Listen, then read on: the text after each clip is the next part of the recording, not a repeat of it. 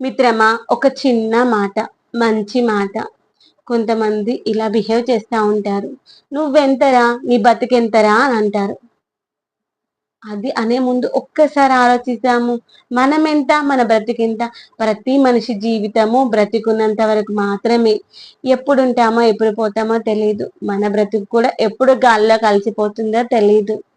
ఆ మాత్రానికి ఒకరిని నిందించడం ఎందుకు? చులకన చేయడం ఎందుకు? ఎదుటి మనిషిని చులకన చేయడం వల్ల నీకొచ్చేదేంటి? అంటే వచ్చేది రాక్షసానందం మాత్రమే. ఈరోజు నువ్వు ఎదుటి మనిషిని హేళన చేశావు. రేపు దేవుడు నీకు కూడా అదే పరిస్థితి తీసుకొస్తే పరిస్థితి ఏంటి? ఒక్కసారి ఆలోచించుకో.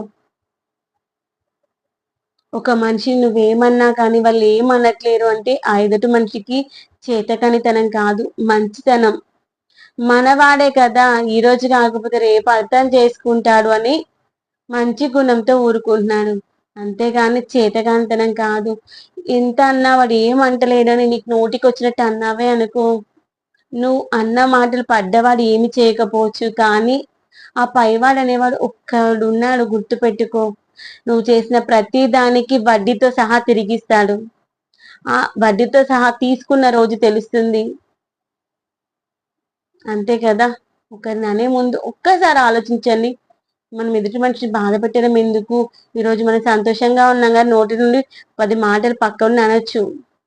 అదే పరిస్థితి నీకొస్తే వాడికి ఛాన్స్ ఒస్తది గదా! గుర్తుపెట్టుకో మాట్లాడే ముందు. ఎవ్వరమైనా సరే నువ్వైనా నేనైనా ప్రతి మనిషిని